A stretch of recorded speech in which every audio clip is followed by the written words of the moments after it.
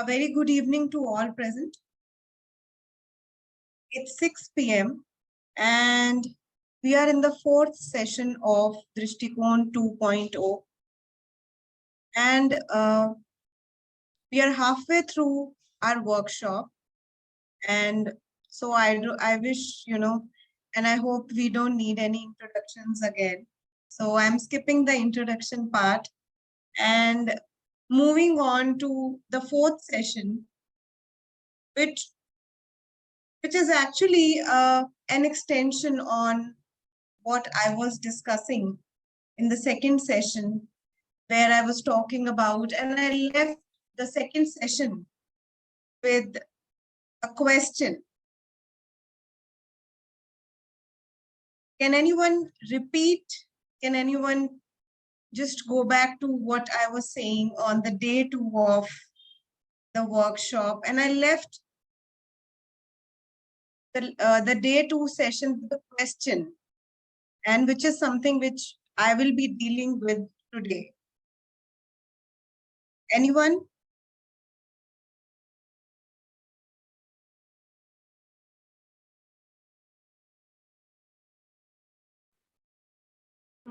Hi, I think the question we were majorly discussing were how filmmaking can evolve in the way of its representation, and the other I can recall was what goes into the researching while making the film about a disabled character. These two, I think we were left with to ponder. Very nice. So let me go back to what I was asking. We were discussing about the last question that I left with when I was ending my session 2. And somebody just answered about the process of filmmaking and how we can bring in a change in the process of filmmaking. And there was this one question that I had mentioned before, that are we all temporarily able-bodied, or are we able-bodied? So this is something that I'm going to deal with in the today's session. I will share a PPT.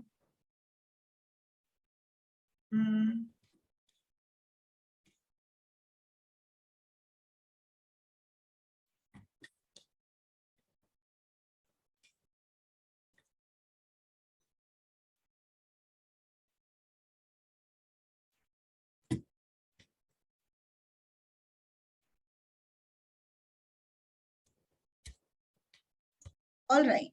So the title of the today's session is "मैं तुम्हारे लायक नहीं हूँ," exploring the representation of physical disability through Hindi cinema.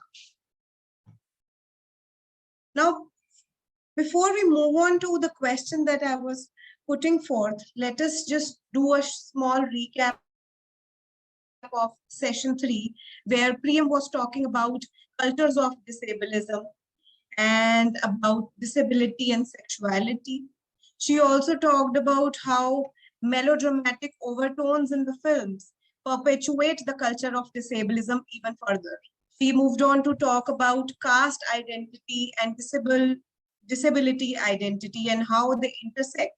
And sometimes caste identity overpowers the disability identity.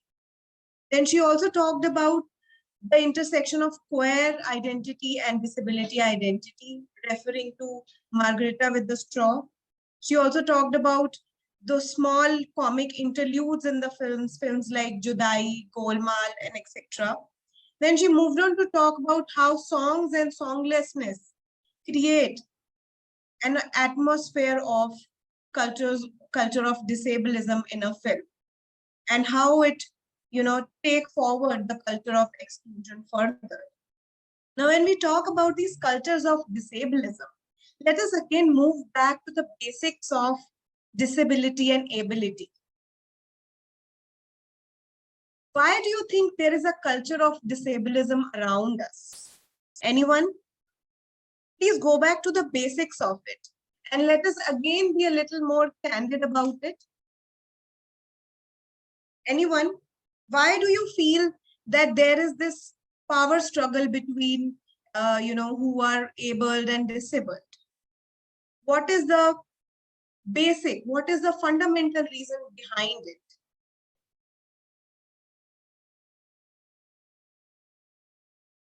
Anyone? Yes, Siddhi? Ma'am, fundamentally, it could be the difference, the felt difference between the able-bodied people and the disabled people, and also the difference in the perspective. Thank you so much, Siddhi, for using the word difference here. And this is something where I'll take it forward to. We'll move on to the affective responses to disability. Now, disability here is something which is different from what we are, different from how we look, different from how we think, different from how we speak, different from the way we look. So what are the affective responses? Now, when I say affective, what do I mean by that? Say, for example, I'll give you 3 instances.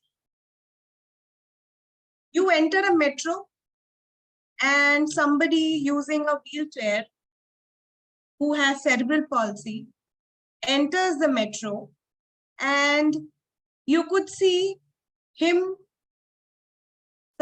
you could see salivation on his face. You could see him drooling. Another scenario. You are sitting in your car and somebody, say a blind beggar, knocks your car.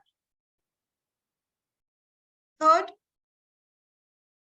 you are at a traffic signal waiting for your lights to go green, and you see on your right, there's a person with his leg amputated lying on the floor. Now, if you think about these 3 scenarios, and if you look at these people around you, does your body do something?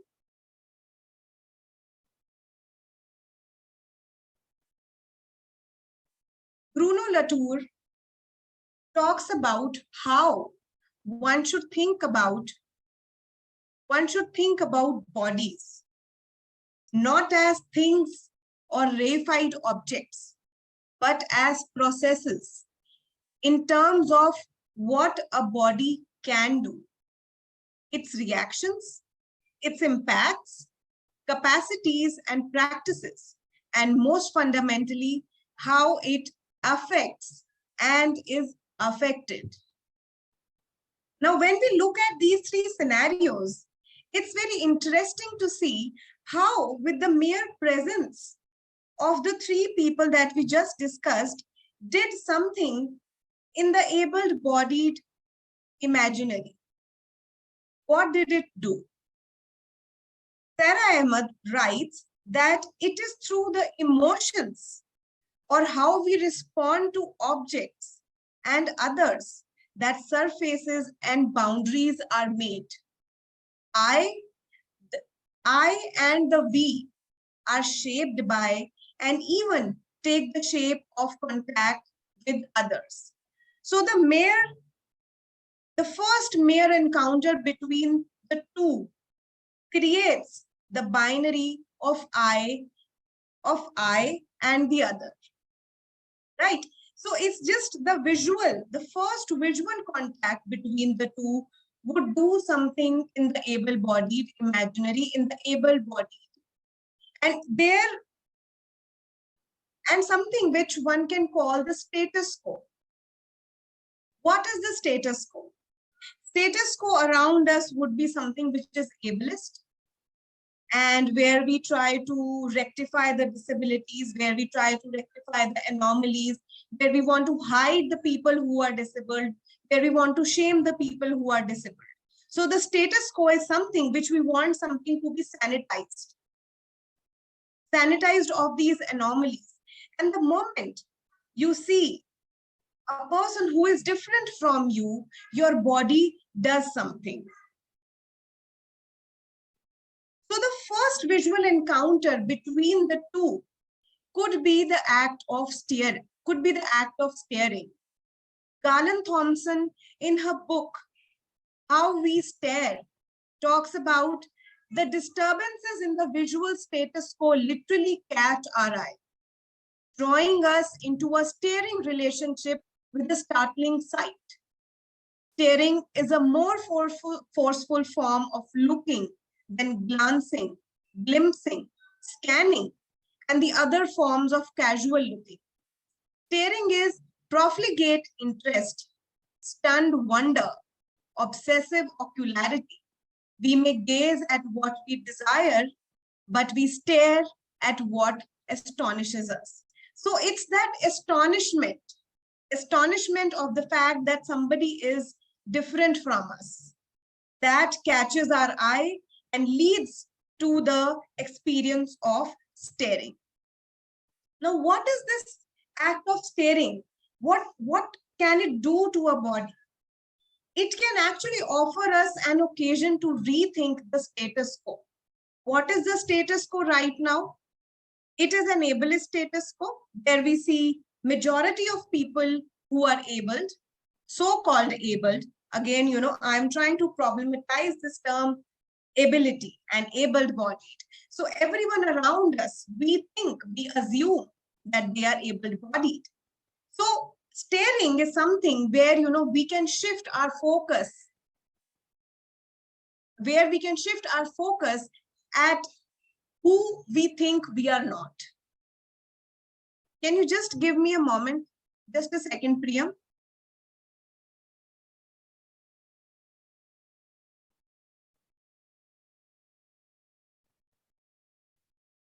Yeah.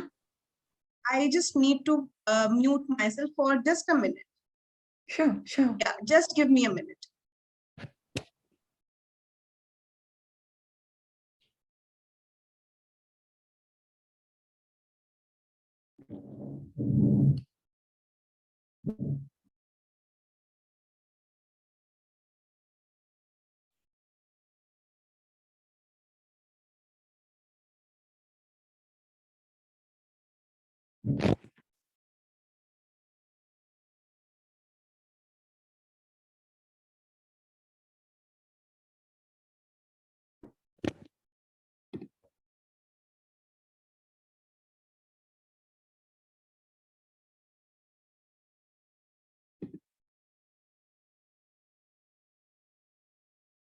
Sorry, yeah. So staring as an act, it offers us an occasion to rethink the status quo of who we are, can shift the focus by staring at who we think we are not. The unexpectedness of a stareable body, a body which is different from us, enlarges the visual landscape of normativity. It is through a mere stare that social hierarchies are enacted. And it is that very moment when, the binaries get created of, of abled and disabled, of who is desirable and non-desirable.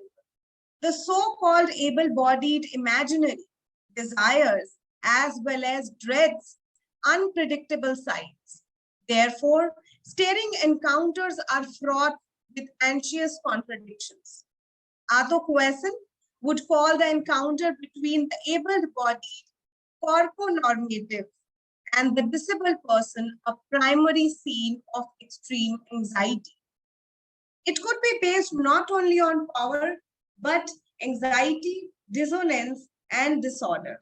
Something that we also discussed when we were discussing a scene from the film Khamoshi, how an encounter between the two parents, the hearing and the deaf parents, led to a primary scene of anxiety. And this is something that we would be discussing further.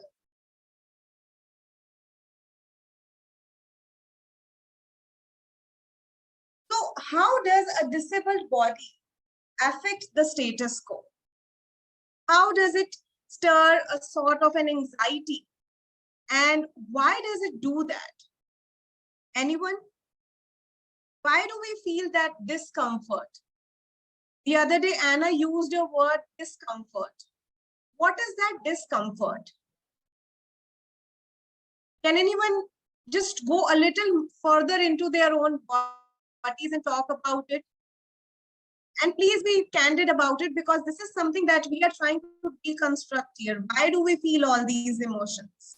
And the moment we try to understand our own bodies, we would be able to understand why these binaries are created. And this is something that the base that I was talking about.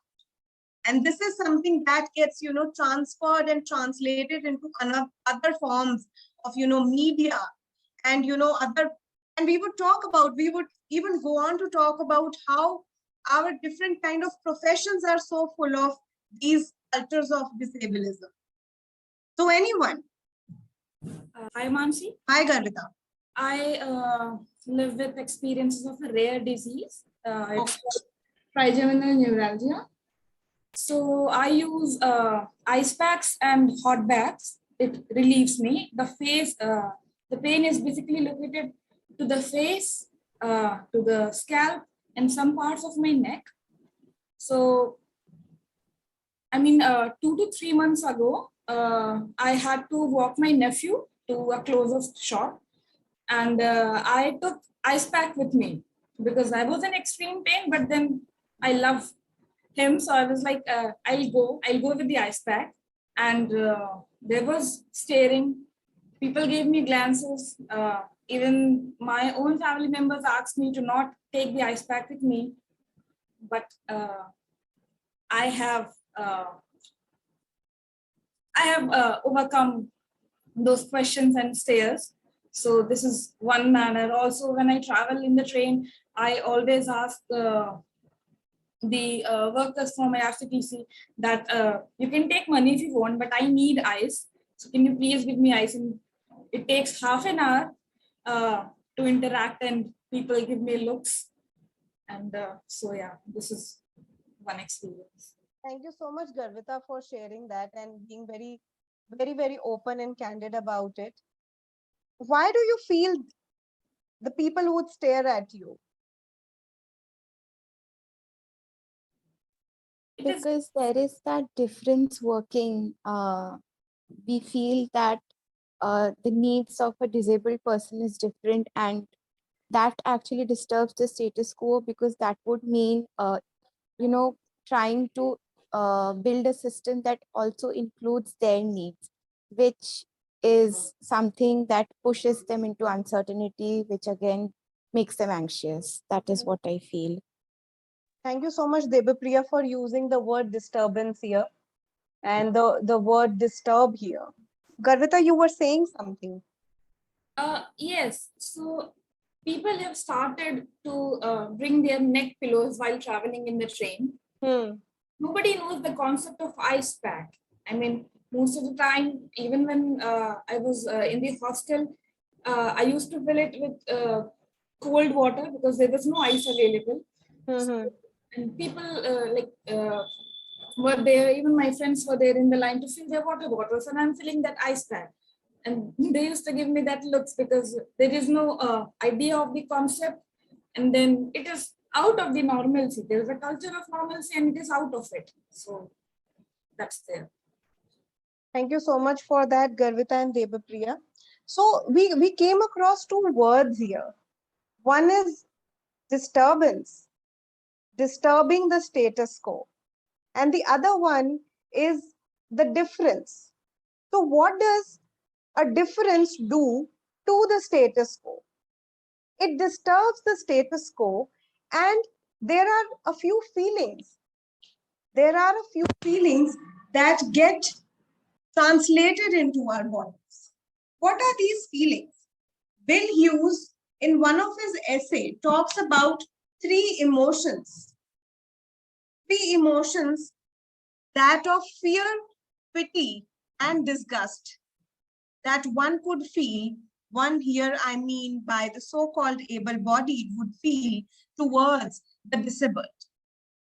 It's the fear. It's the fear of the vulnerability. It's the fear of debility. It's the fear of frailty, fear of mortality, fear of the fact that our bodies are at this very precarious position. Pity because of the fact that there is this distance that we have created between the non-disabled and the disabled. Disgust with the fact that our body is full of leakiness, and somebody with that leakiness would disturb the status quo, which needs to be sanitized. So there's this creation of distance between the non-disabled and disabled, leading to the othering, invalidation, and formation of prejudice for a disabled person. And these emotions that would emerge in an able-bodied imaginary would create disability as a personal tragedy. So therefore, there is this comfort. There's this discomfort in a body where, you view the other person with its individual problems, with its individual tragedy. Now let us come to this film that was made by Raj Kapoor, Satyam Shivam Sundaram. Has anyone watched this film? It's a film made in 1980s. So I'm just asking if you guys have watched it. Yes, I have watched. Sarvita, you have watched it. Now, could you was there anything that stayed with you when you watched that film? What was maybe the one thing that stayed with you?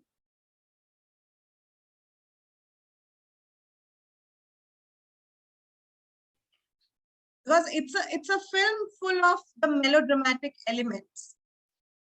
Sometimes when you watch a film, something like Satyam Shivam Sundaram, it also makes you feel as if it's a body film. Now, what do I mean when I say it's a body film? Body film could be a film which has elements of melodrama. It has elements of pornography. It has elements of horror. Now, a film like Satyam Shivam Sundaram has all these elements. With that one scene where you would see Zinat Aman with a dead face. In the film, you would see Zinat Aman when she was a little girl. She burnt a side of her face, and there's a big scar on her face, because of which she is ostracized in the village, and she has to veil herself. And people would actually tell her that she's manhoos, she's nasibo jali, and the fact that she has brought bad, it's because of the bad karma of her father that the daughter has become something like this. And she would also compare herself to a person who is suffering from leprosy, who has leprosy, and she uses the word their code. And the fact that she uses this comparison there says a lot when we talk about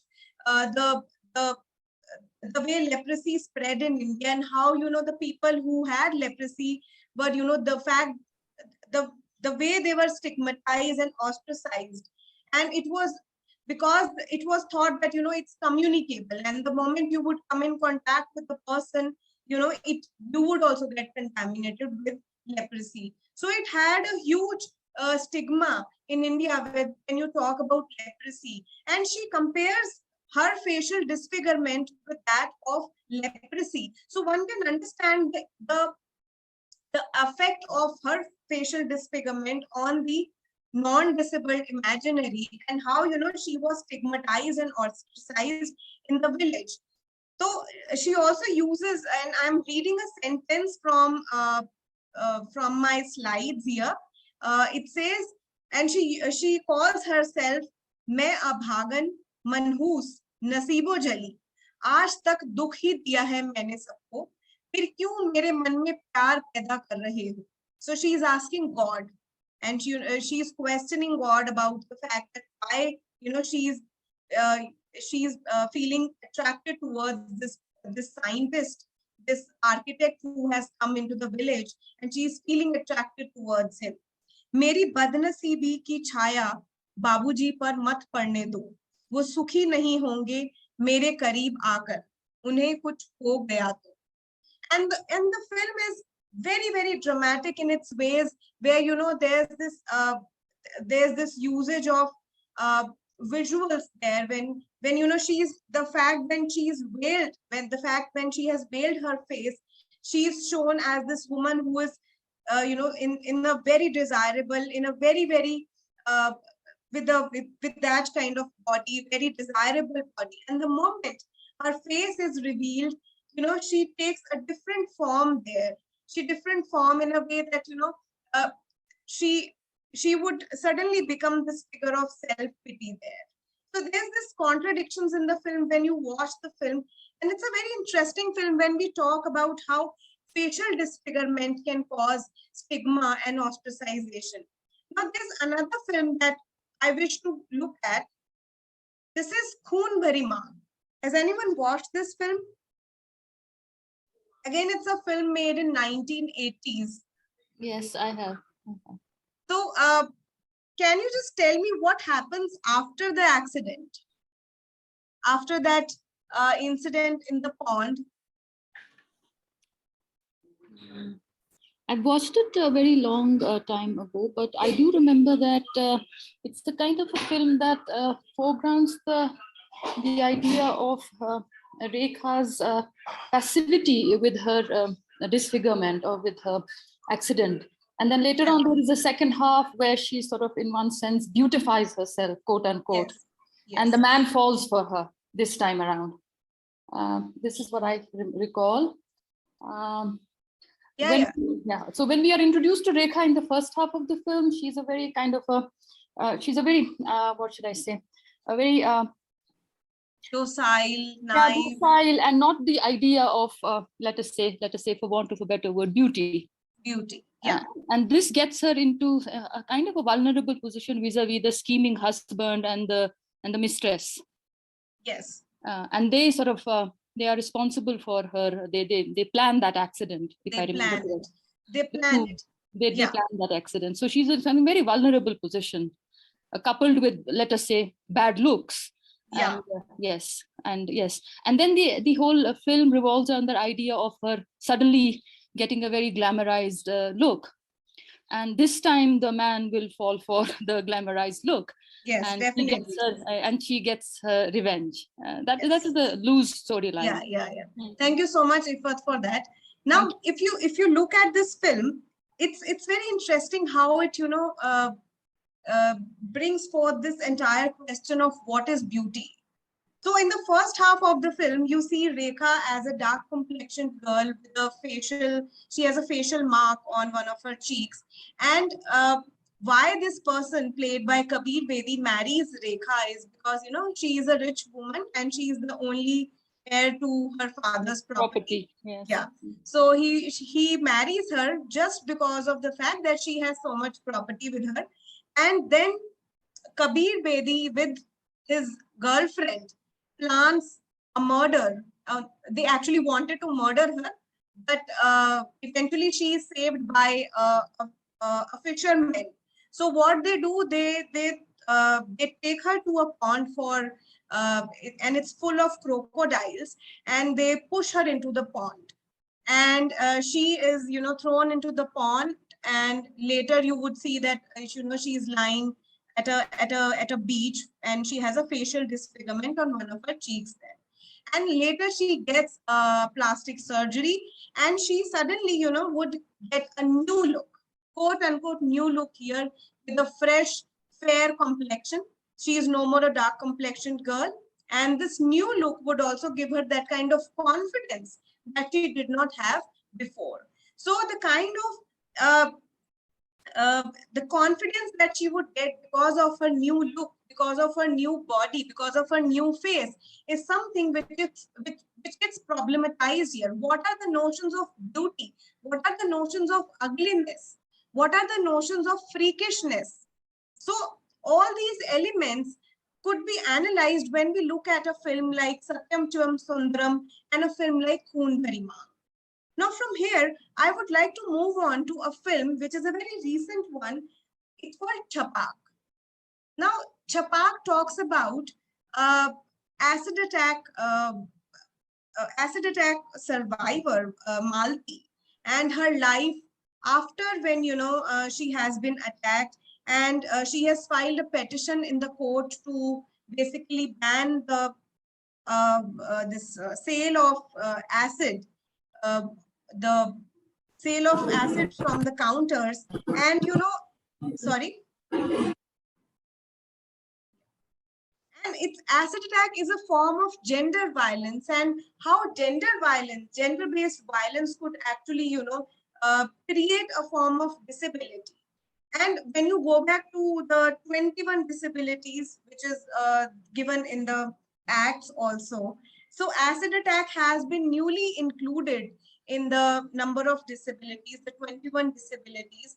And if you go back and talk about these women who have been attacked, and these days you would also come across lots of men who are being attacked with acid by, out of spite basically. And it's a sort of revenge that the lover or a relative basically wants to, take from the other person. In case of women, it's usually, their lover, male lover, who is who's basically rejected by this woman, and out of spite and out of revenge, he, throws acid on the woman so as to make a spectacle out of her. There's this song from the film Chapak, and this is the title track also, which gets played again and again in the film. Koi chehra mita ke aur aankh se hata ke, chand cheete uda ke jo gaya, छपाक से पहचान ले गया. Now the concept of pehchan here, how our identity is, the way we create our identities. Identity is also related to the fact that how we look, how we look ourselves into the mirror. And again in the film, you would see this, how she is being made not to look at the mirror, and the doctors have advised that she should not look at the mirror. So how do we create our identities, of the bodily identities? Now there's a scene that I want you to go back to from the film Margarita with the Straw, where Laila is basically when she's putting her profile picture on Facebook, she crops her wheelchair, and she wants to portray herself as an able-bodied woman, not as somebody who is using a wheelchair, not portraying, not coming out as a disabled person. So there's a lot to do with how people view us. And when we talk about films like Satyam Shivam Sundaram, Kuhn Beriman, and Chapak, so this idea of spectacle and how people would look at somebody, it gets problematized here. There's this documentary that one can watch. It's called Saving Face, and it was made in 2012. And this is it's a Pakistani documentary where these women are interviewed who are basically the acid attack survivors, and they are being interviewed, and they talk about how it's basically their husbands who have poured acids on them. And one of them talks about her husband said, मैं तुम्हें मजा चखाऊंगा, मैं तुम्हें दुनिया के लिए इफरत बना दूंगा. And ifrat here means a spectacle, that the world is going to actually look at you.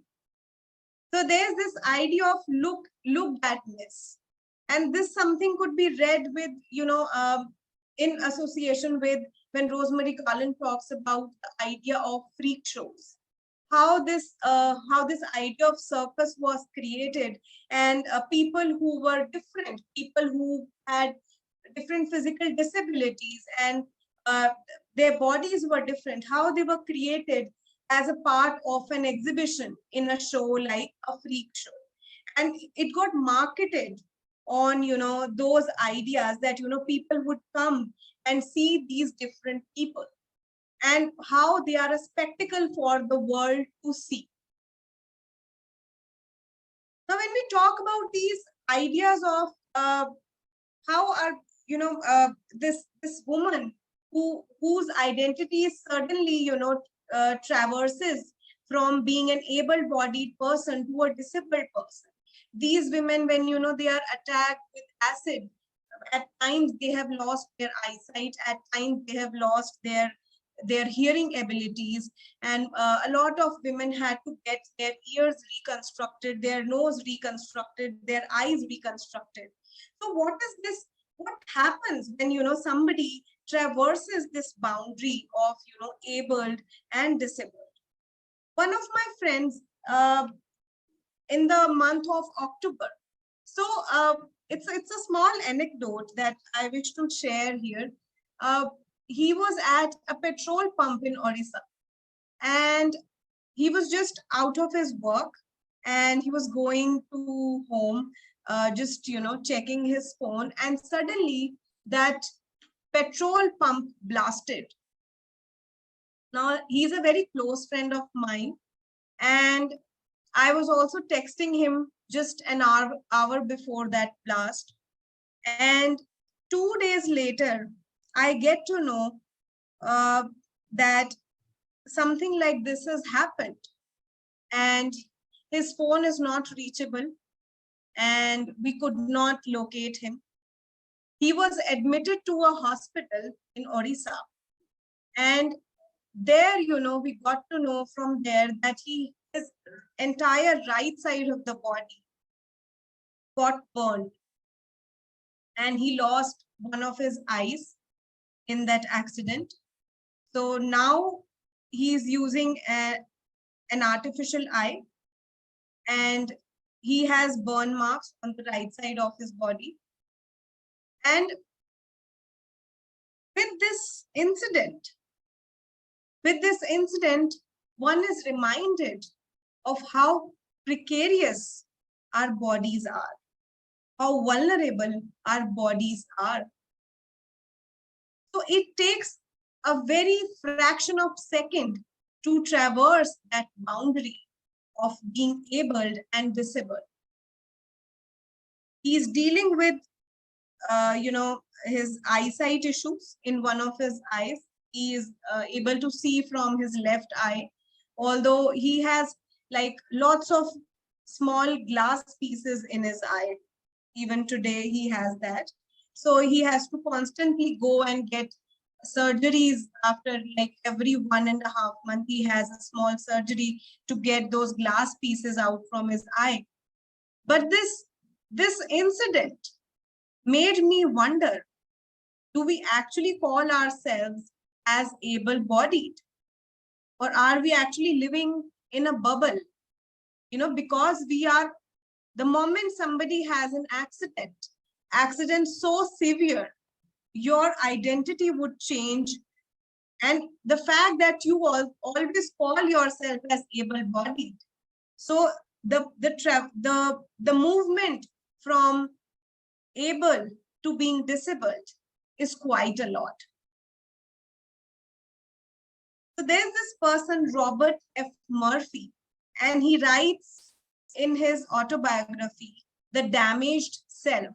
Now, he also suffered an accident when I think it was in his car got crashed, and he became his lower body got paralyzed. After that, he had a spinal injury, and he had to use a wheelchair later on, and maybe he is using a wheelchair. So he talks about his life and how, he never took notice of the fact that there was somebody, also a disabled person around him. And he never realized that there is a distance, there's a separation between an able-bodied person and a disabled-bodied person. And it is only after he became a disabled, he realized this distance. He realized how the two categories are constructed. So he says, I had no empathy for them. Them here is a disabled person. I had no empathy for them, and just enough sympathy to drop coins into cups extended from the ends of stumps. A few pennies were all it took to buy the dubious grace of almsgiving. It was a bargain, a gesture that did not assert my oneness with them, but rather my separation from them. So it is only after he became a disabled person, he realized how he looked at a disabled person. So there's this change of perspective the moment he had an accident and he traversed that boundary. There's this film, Arzu, and this was made in the film, this was made in the year around 1965. And so there's this dialogue in the film that is hovering throughout the film. And that becomes the main focus of the film, where the two protagonists, male and female protagonists, played by Rajinder Kumar and Sadhana. So they are on a trip, and they come across this person who is a disabled person, and Usha, which is played by Sadhana, and she, she says that अपाहिज की जिंदगी भी कोई अपाहिज की जिंदगी भी कोई जिंदगी होती है, उससे तो मर जाना ही बेहतर है. So, and this is something that this dialogue hovers throughout the film. And towards the end also, there's this this scene where you would see Rajendra Kumar literally falling off the peaks, this peak of snow, and he has amputated his leg and he is using a prosthetic leg. And there's this spectacle which is created there, spectacle of endurance. And suddenly you would see Sadhana coming and creating a spectacle of sacrifice by saying that even I'm going to sacrifice one of my legs because I want to be equal to him. And because Rajendra Kumar mentions that he cannot accept Usha because now they both are not equal. So he says कि अब हम बराबर नहीं रहे. The fact that he has lost one of his legs, he says अब हम बराबर नहीं रहे. So to reach that level of barabari, she goes and sits on a wood cutter to amputate one of her legs. And this is something that I have shown on the screen also. I've used a picture here. This is Sadhana's leg, and you can see a wood cutter there, which is used to cut the wood, the timber from the hills. And so she sits there in a very Gandhari-like manner. She is, getting herself amputated. So in the moment, just when, it is about to get cut, she is saved by Gopal, the male protagonist. And then you see them coming together. So films like these have been made. There's another film called Cutling. This is a film which was made in 1980s, and Sanjeev Kumar plays a person who is who becomes blind in the later half of the film, and there's a tumor that falls on him, and he loses his eyesight. So he goes through a whole process of self-pity, and there's this intersection of disability and masculinity, and how there's this constant this idea that he is not desirable now, he is not desirable anymore, and that eventually leads to his wife falling for another man. And there's this whole conspiracy after that. He kills his wife, something in a very something that you would see in a film like Aankhein also, how you do not expect a blind person doing all these things, something that we also saw in Kabil, how a blind person takes revenge on on the killing and raping of his wife.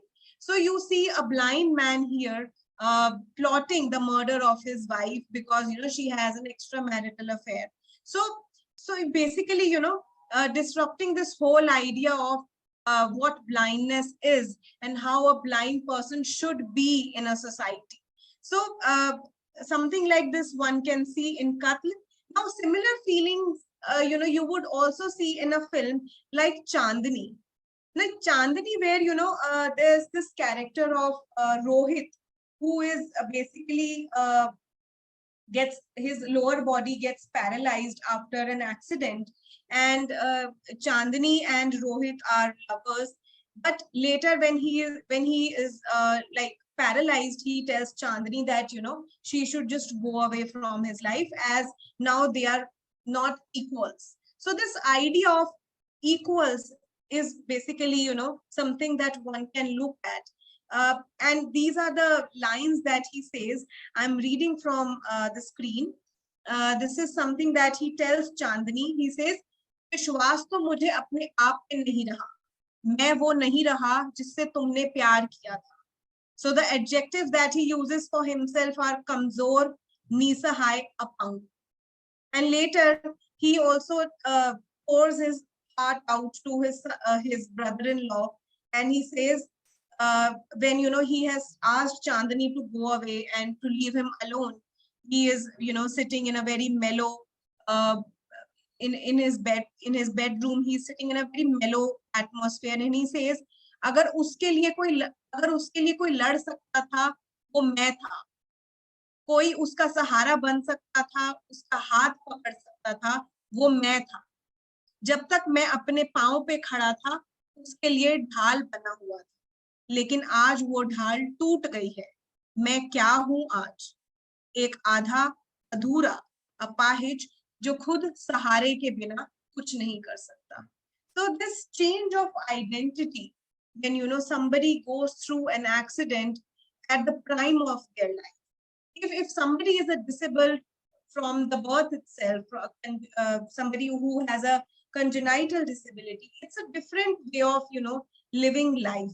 Now somebody who has suddenly became disabled, so this change of identity creates a whole lot of chaos. Now when we talk about this film, Nache Mayur, now it's a film that the first scene itself of the film would talk about how Mayuri is overcoming her disabilities. There is somebody is narrating, is as if narrating the story of the fact that Mayuri is going to overcome the disabilities of her life. And now there are various intersections in the film of various struggles that Mayuri had to go through.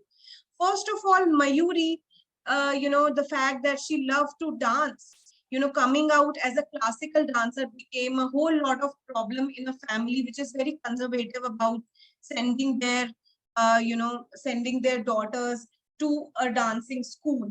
So there's this whole idea of the daughters of a reputed household would not go out and dance in public.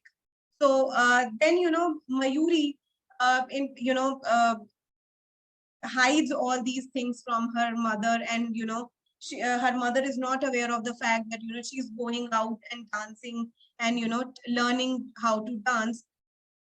She happens to suffer an accident, and suddenly she realizes that she would have to she has lost one of her legs, and now she has become a disabled woman. So for her, disability coming of becoming a disabled woman, and later amputating one of her legs created a problem even further, because the fact that if you watch the film, she doesn't want to just walk, she wants to dance like before. The fact that she used to dance, the fact that she used to learn classical dance, and she was a classical dancer, it creates her problems even further. Now when she gets a prosthetic limb, she acquires a situation of a cyborg, which we would discuss in a while. And later, when she's back on stage, she becomes a very, very complex figure, because she is basically disrupting this grammar of classical dancing.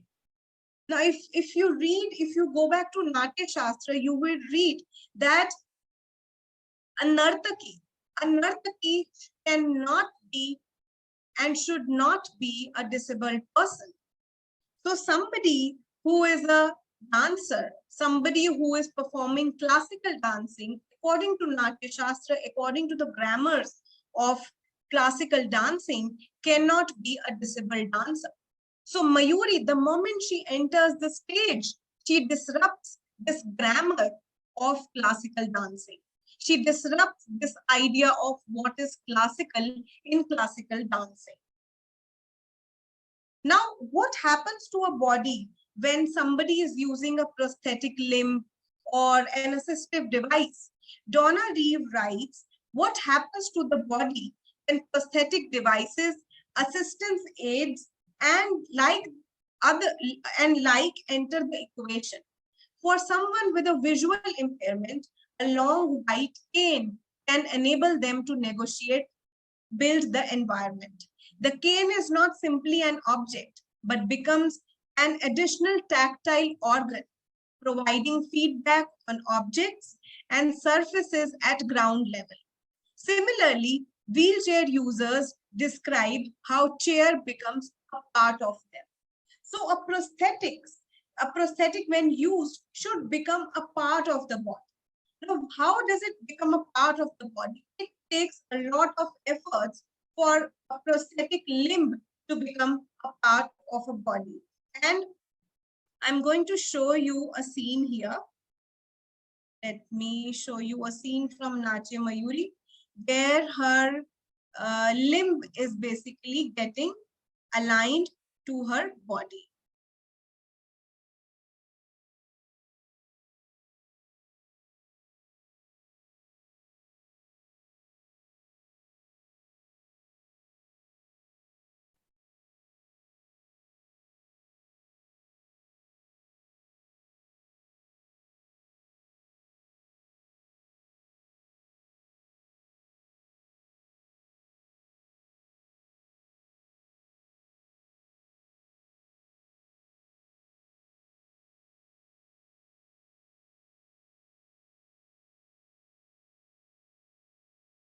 A minute.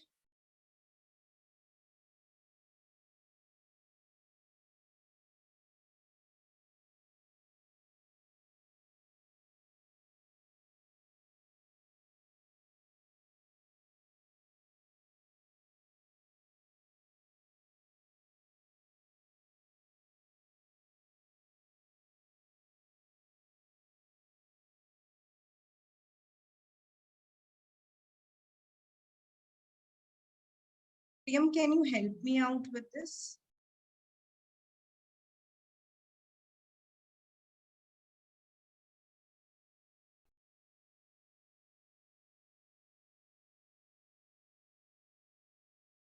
Priyam?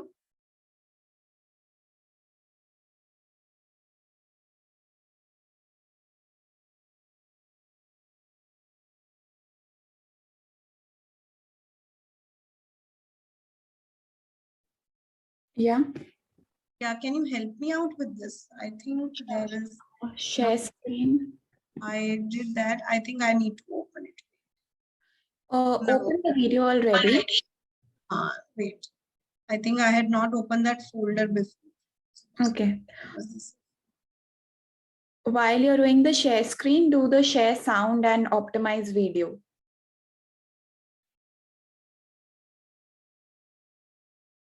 Both I need to click. Yeah, click on both so we can clearly view and listen to it.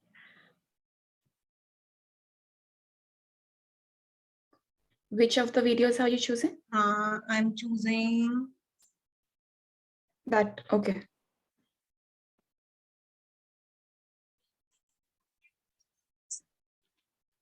Is it audible, Priyam? Has the video started? It's still a blank screen. I have.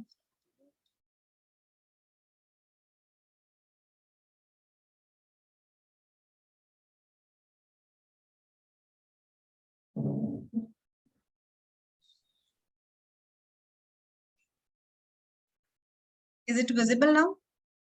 Yes. Okay. अगर मयूरी दोबारा मयूरी बनकर वापस आ जाए तो मुझे जरा भी ताज्जुब नहीं होगा. So here you would see the prosthetic leg being aligned on Mayuri's body. So what you would see here is that Mayuri is basically the difficulties that she is facing in, this process of alignment. So the process of aligning the foot, basically an inorganic foot to an organic body, is something that we would see in this scene.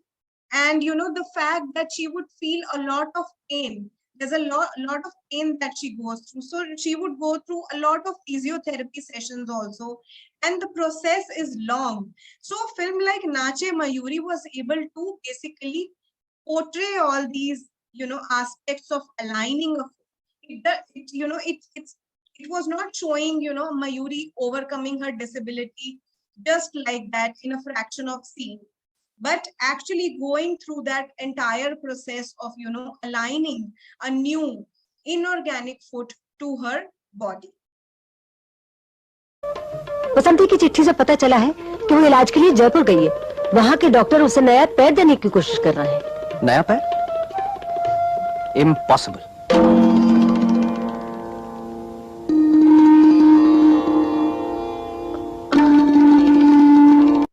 So in the scene here, you are seeing that Mayuri is wearing a socks first, and then the doctors are basically aligning, putting on the new foot, the prosthetic limb on Mayuri's amputated leg.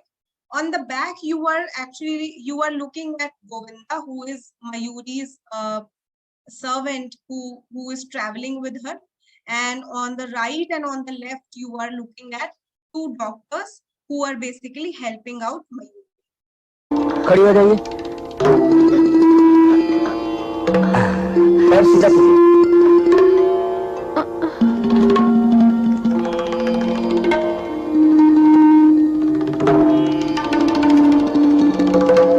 बेटी, इन बांस को पकड़कर वहां तक चलो।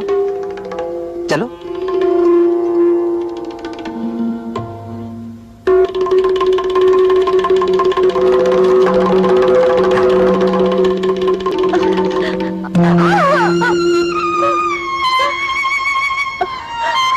बहुत दर्द हो रहा है डॉक्टर साहब। कोई बात नहीं, शुरू में थोड़ा दर्द होगा। कमान, कोशिश करो बेटी।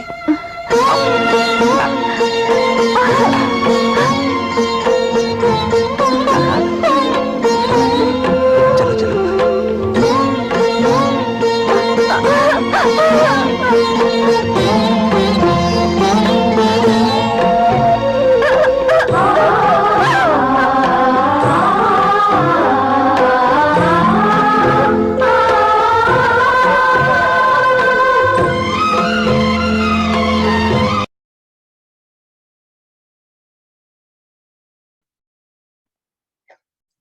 So you just saw that there's this, this moment where Mayuri is basically, her foot has been aligned and she is practicing how to walk using two bamboos there. And the doctors are telling her that it would take some time, but the more she would practice with it, she would get better with that. Now, the next scene that I'm going to show here is where Mayuri has aligned the foot and she is there on stage just before the performance. How this inorganic foot is also there's this putting of alta on it, the way you would put alta on an organic foot. It's shown that they're also putting alta on this inorganic food also. So I'll just show you that scene also. It's a very interesting scene, how there's this entire disruption of what a classical dance is.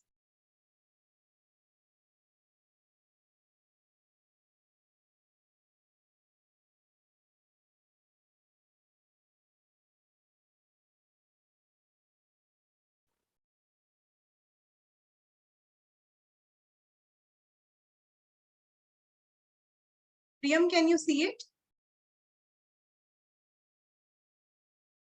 Yeah. You need to choose the video and then play, but can see your screen right now.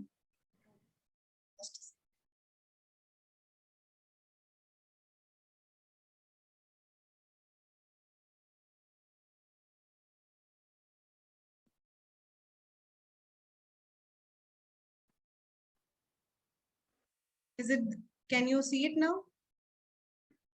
Again, the screen's gone blank. Like Just a second, just a second.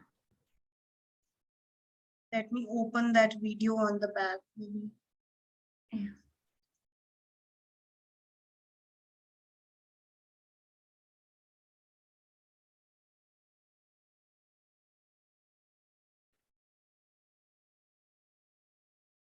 No, No. same issue.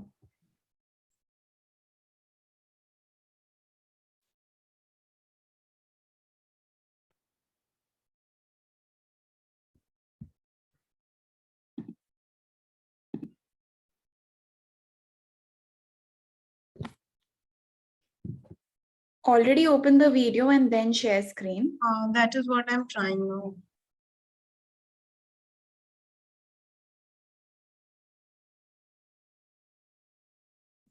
Hmm.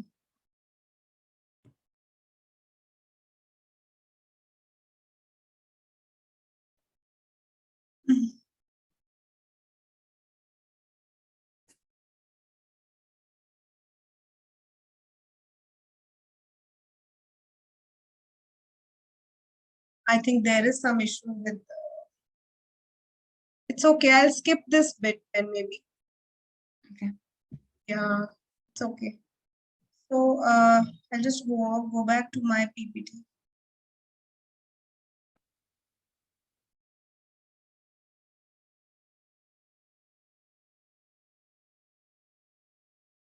Yeah.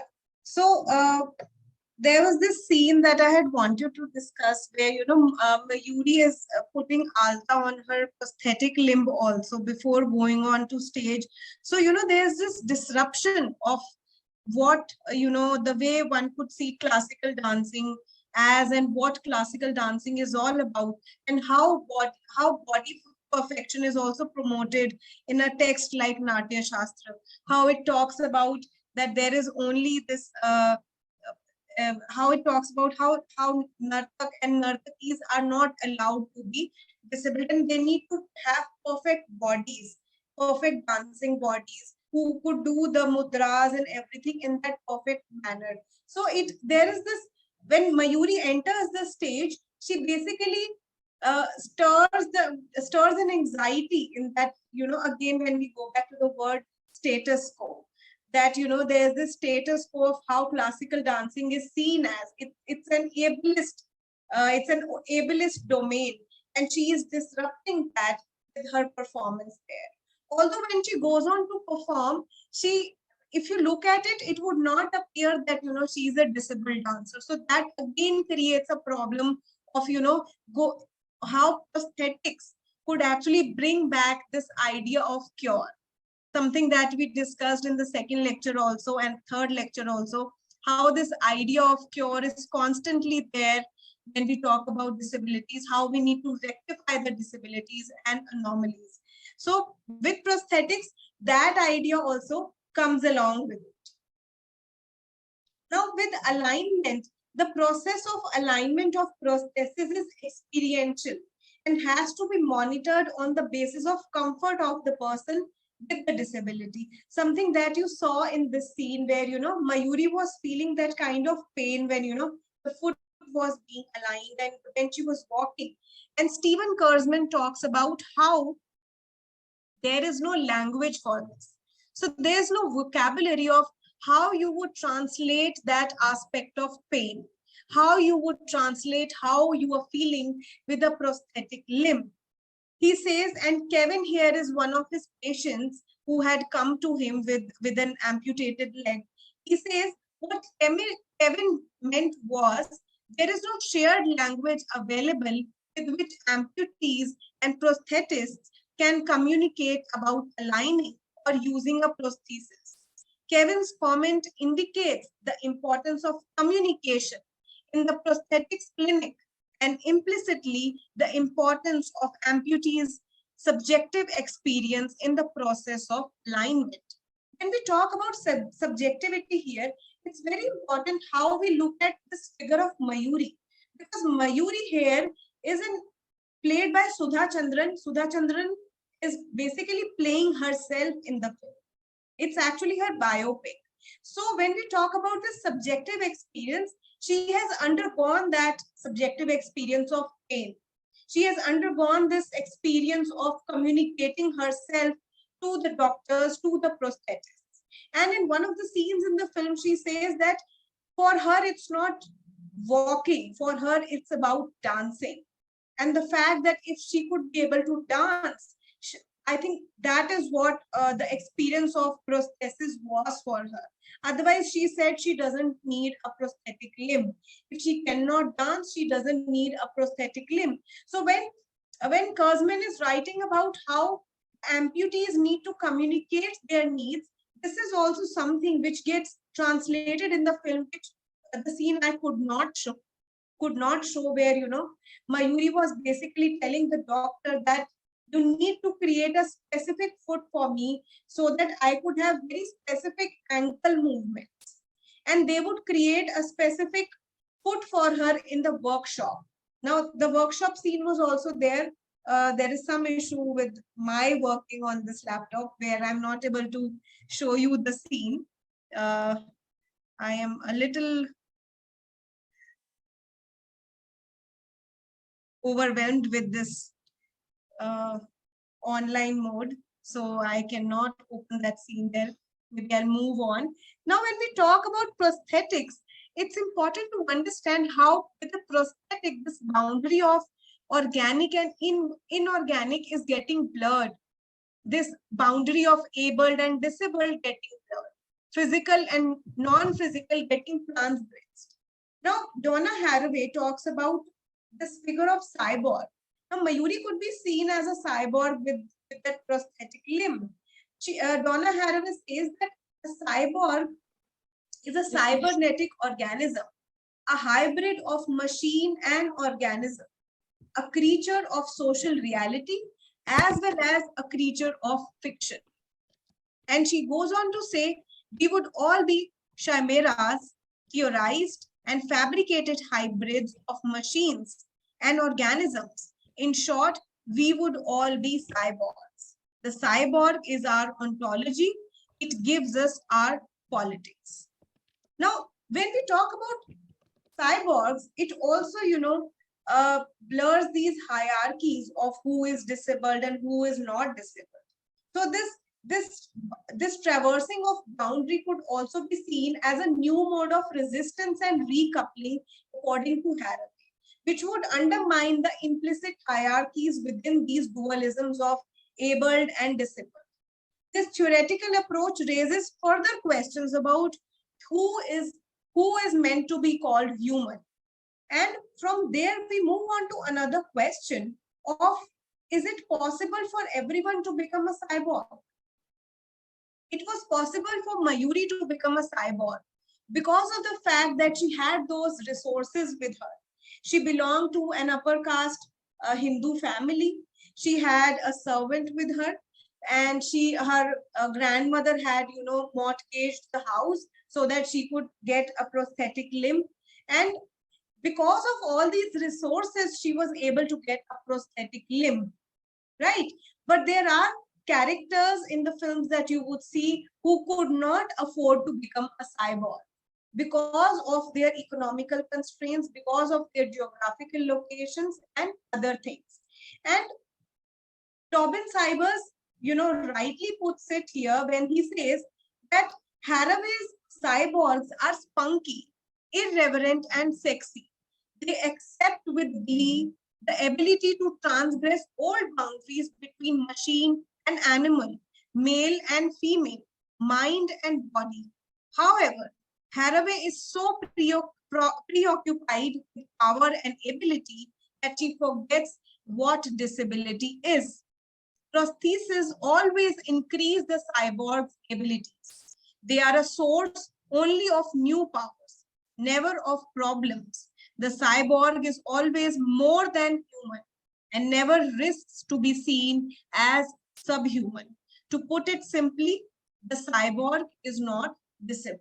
So there are issues with, you know, what Haraway writes about being a cyborg because of its superhuman qualities. Also because not everyone can afford to become a cyborg. Now, when we talk about this issue of affordability, Sacha Jhutha is one film that has this character of Belu, and the entire film, governs around getting Belu married.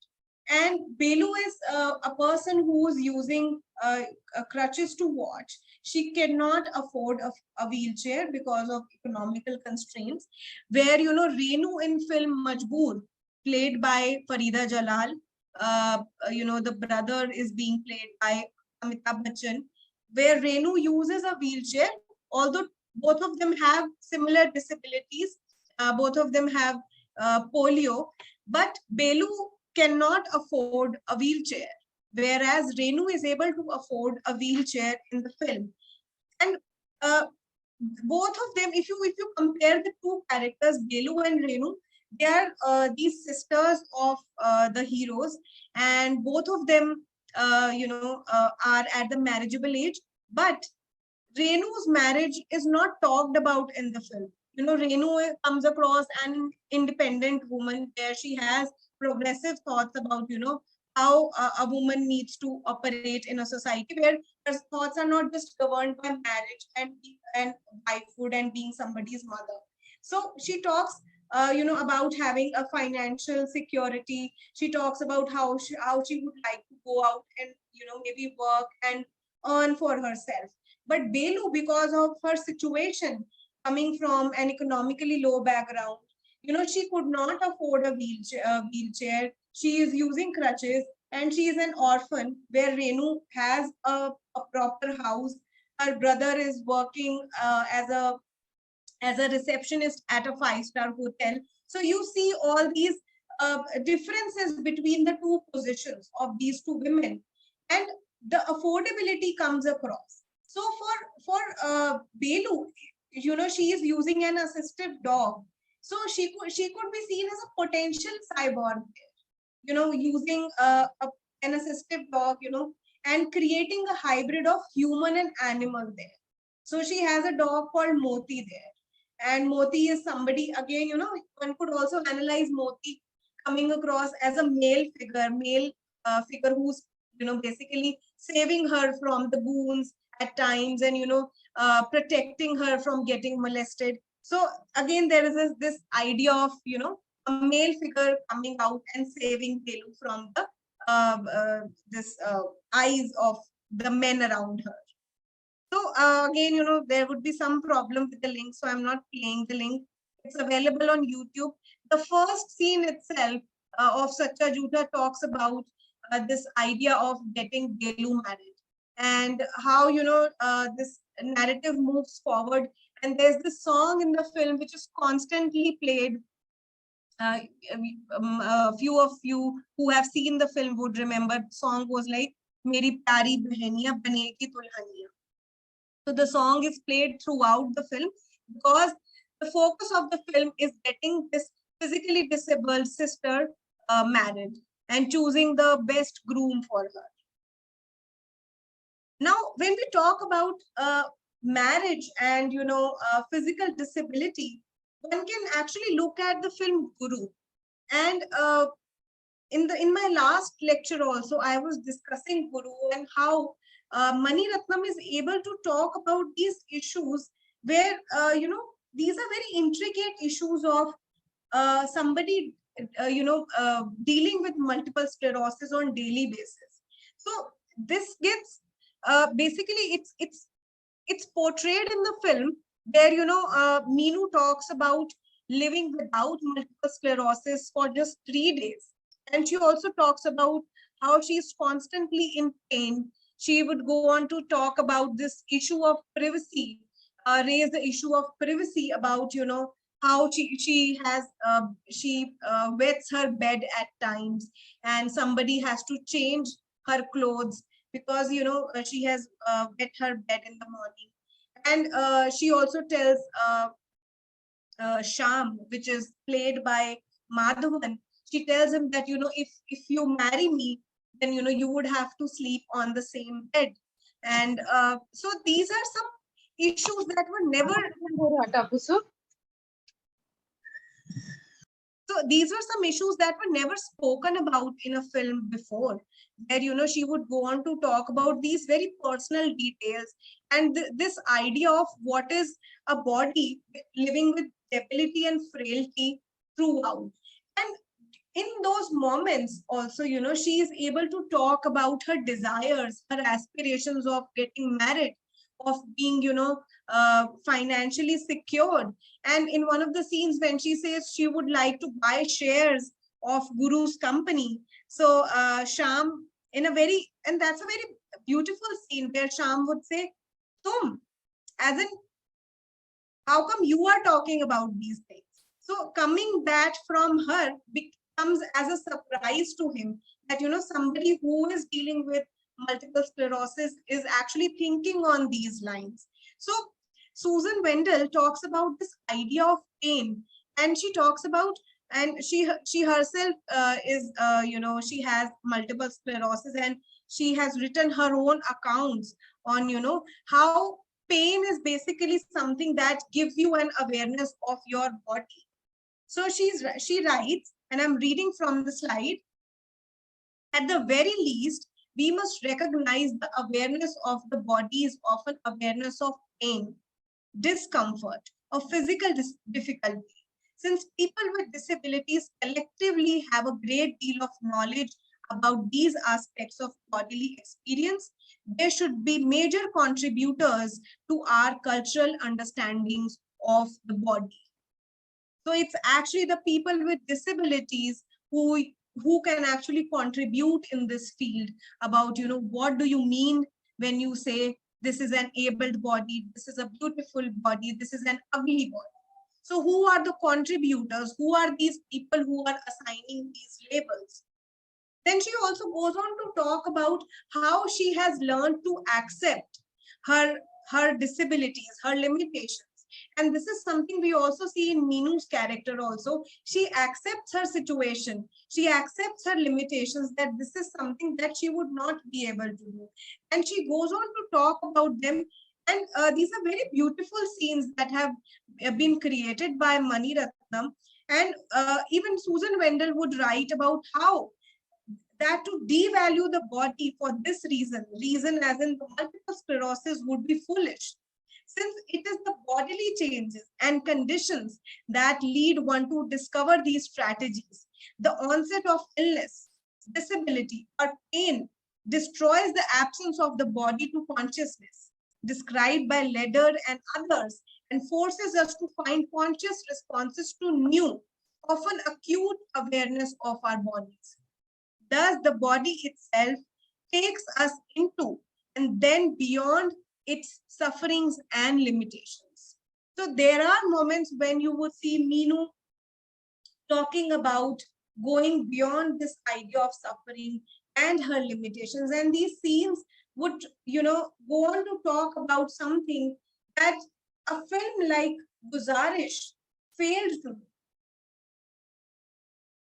Now, when we talk about Guzarish, it raises very important, very crucial questions about how would you look at a body which has suffered an accident, which, a person has traversed the boundary of being able now is a disabled person who is living a life not as one could live as he was living before, something that we could also see in the character of Ethan Mascarenhas. He was a magician, and now that he is, on his bed, and but there are scenes which, would talk about his idea of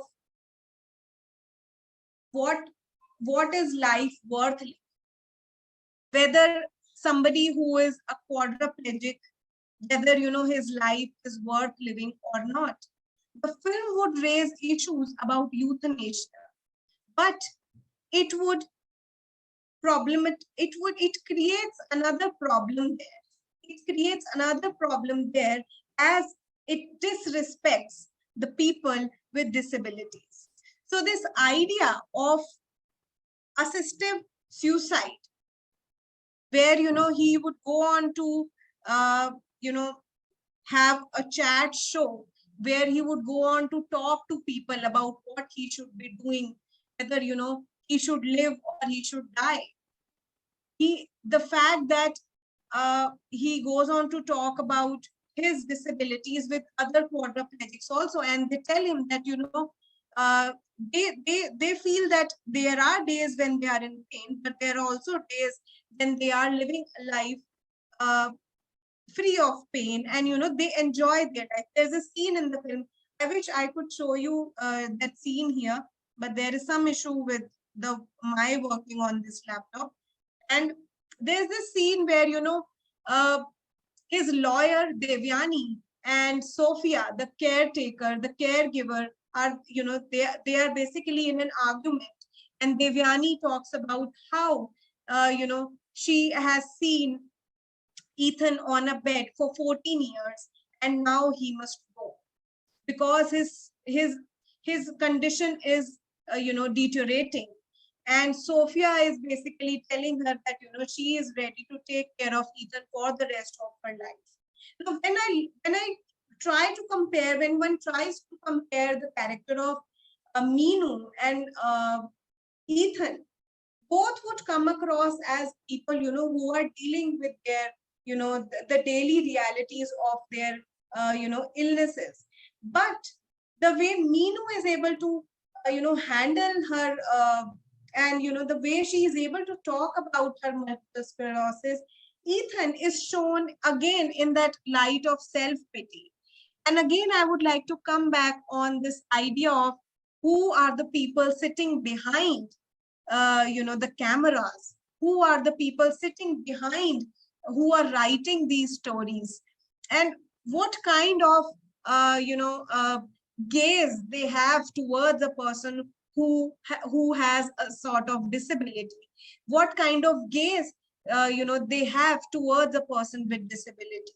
And with that, we come to this point about what are the different debates, and this is the debate on euthanasia is not something very new.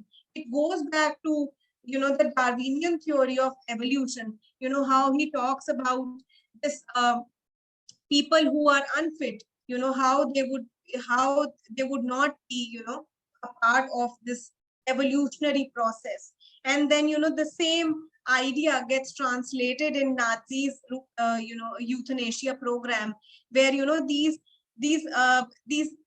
and I would read from the slide here. There are two crucial elements which the American assisted suicide cases and the Nazi euthanasia program have in common.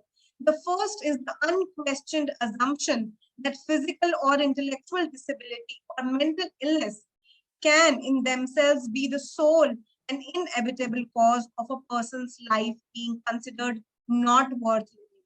The second is that those who feel entitled to pronounce that a life is not worth living because of disability are not disabled people themselves, but non-disabled people in positions of political, economic, and medical power. So this is a quote by Jenny Morris in her work, Pride Against Prejudice. So she talks about how the people who are sitting in these power positions are the ones who are taking these decisions. And it's basically internalized by the people who are disabled also. So this idea of quality of life, and who governs this idea of quality of life? There is also a course where you talk about this and if a person is there on a ventilator, and if a person has to use ventilator for the rest of one's life, one would constantly go into this issue of quality of life.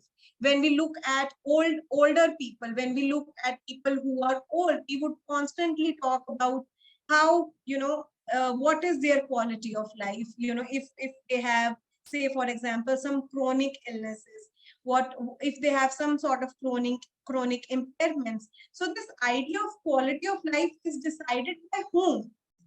So I'm reading out from again this this is a quote by Jenny Morris. There is also, of course, another common element she's writing, that it is not within the power of disabled people to either determine their needs for a good quality of life or to achieve the things which will make their lives worth living. It is a non-disabled society which has control over financial resources, over residential establishments, over housing, personal care services, transport, and all the other resources essential to achieve a good quality life. So when all these different elements that a good quality life could, if we talk about a good quality life, are governed by people who are disabled, who are non-disabled, who are these people who are deciding the quality of life for disabled people? It is all being governed by the people who are non-disabled. So the idea of quality of life is also, this very ableist idea, and it's all governed by these structures, by the cultures of disablism. So this idea of dependence and assistance, I would go back again to the question of why is there a discomfort when we look at a person with disability who is using a wheelchair? What is this discomfort? So it also comes from the fact that we as able-bodied people are scared. We fear the fact that one could become dependent on somebody, that the fact that one would need assistance. So this idea of dependence and assistance also create the fear in the able-bodied imaginary. When we talk about dependence and assistance, old age is something that, is not talked about. And, it's basically ignored, even in representation. Even in representations, you would see there's this, very stereotypical way of representing old age, where, it would be just about, maybe I can just read from one of the slides here. Yes. So these are the stereotypes associated with older women. And so Susanna Mintz writes in her book, Unruly Bodies, about the different stereotypes that are associated with older women. She may seem frail and physically vulnerable, but also to be the repository of aphoristic wisdom. She may be mythologized as a selfless nurturer who loves and cooks abundantly, but also as a cranky complainer who drains her family's emotional and financial resources. The cultural types representing older women, grandmother, crone, spinster, mother-in-law, perpetuate attitudes toward female identity as defined primarily through familial status, and further split the aging woman's body into a kind of sweet, sour dichotomy, an idealized fleshiness associated with physical affection and food, and the smells and the fluids of infirmity or death. So this idea of old age, it also,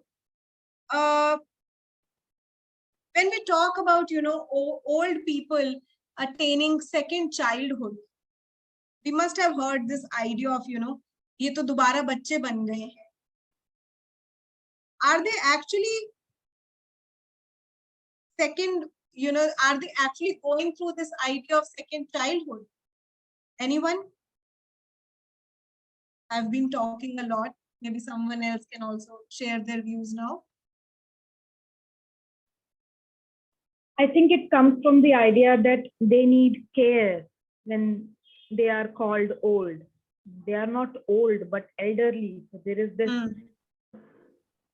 the terms which are used, and then the able-bodied and able-minded think of themselves as an independent being, as if they don't need help in any aspect of their life.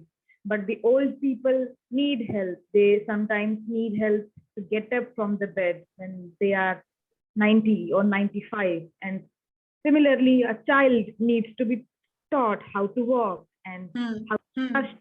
So things like these, and we start we begin to compare, and we find similarities, because our mind has been taught in this manner. There is social construction.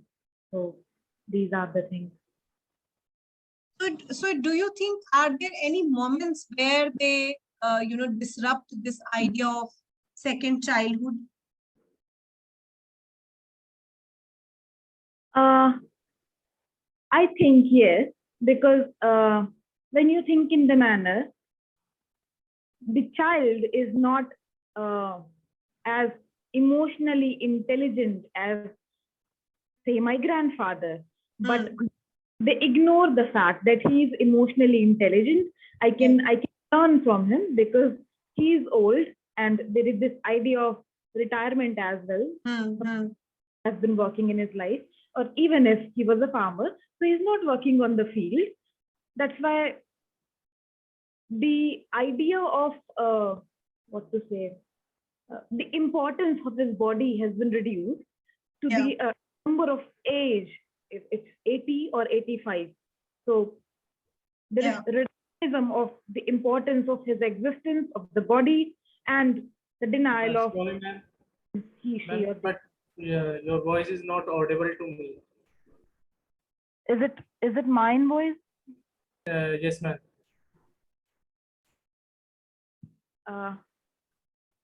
Please give me a minute. Dave, could you check your connection once, because I can hear her perfectly. Yeah, I think she was clear to me also. Maybe you can check your connection at your end. Yeah, so this idea of second childhood would get disrupted the moment, there are various moments when, the older people would disrupt this idea of, the fact that they are not going through a second childhood. When they talk about death, when they talk about, mortality, when they talk about this idea of retirement. So you rightly pointed out, but when we talk about representation of older people in films, it is very limited to the, the stereotypes being created of, how a male, somebody who's a male, would be like, or a woman, a mother, a grandmother would be like.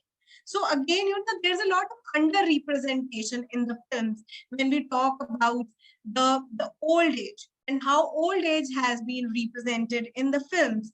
Rosemary Garland Thompson writes about it when she's saying that, the bodies are always in a continuum. The bodies would always evolve, and each one of us are going to reach that stage when we would become disabled, when we would need assistance, when we would need some kind of, there would be a sort of dependence that would be there in our lives, and that is the stage of old age. So the fact that we think that we are always going to be able-bodied, again, it's a bubble. So writers like Barbara McDonald says that, there's a lot of dissatisfaction with the American feminist movement, and she is writing in one of her, essays. She writes that the message has gone out to us, and she is at the age of, above 60. She's saying the message has gone out to us, to those of us over 60, that your sisterhood does not include us. You do not see us in our present lives. You do not identify with our issues. You exploit us. You patronize us. You stereotype us. Mainly, you ignore us. And this is something that Jenny Morris also points out when she is talking about why there is a need to, talk about disabled women in a, and you could not, when we talk about feminist movements, they could not talk about, the women who are disabled or the women who are old. So Jenny Morris talks about how there's a need to create another discipline, like a disability studies, discipline, where, you could talk about women who have been ignored by the Western feminist movements, and, the different kind of waves of feminism that have appeared. So, and when we talk about old age and this idea of quality life, there's also this idea of biopower. And something that I am reminded of, and this is where I would like to end also. And this is something that happened during COVID when I was talking to one of the medical professionals, and they told me that, and this happened in India also, and where, there was this person who was above 70, and he had COVID, and he was in one of the COVID wards. And so he was getting treatment he took treatment for some 40 days. And the way medical professionals would, address him, well, I am being very crude here, but this is what it is. They said that उन्होंने वो bed 40 दिनों से acquire किया हुआ है और वो bed किसी young को दे देते, because that person was at the stage of 70 and above. So the biopower structures that govern, and create the structures of disablism also, they would talk about how older people are neglected, how they are ignored, and how, they are not seen as valuable, they are not seen as assets, and they are seen as somebody who has lived their lives, and the younger people should be given a chance to emerge and live their lives. So this issue of bed, reminded me of, how biopower operates. When, there is an older person who needs to be given a bed, and there's a younger person who needs to be given a bed. So what would the hospital do in that case? Who would they give the bed to? So these are the decisions that the policy makers who are sitting in these power positions, they would be taking these decisions for us. And they would decide what lives are worth living and what are not. Because of the fact that these structures are governed by ability, governed by progress, governed by the notions of flourishment, governed by the notions of, moving forward, utility, asset. तो इसीलिए ये सारे जो हमारे आसपास structures हैं, they are also governed by this idea of ability. Thank you.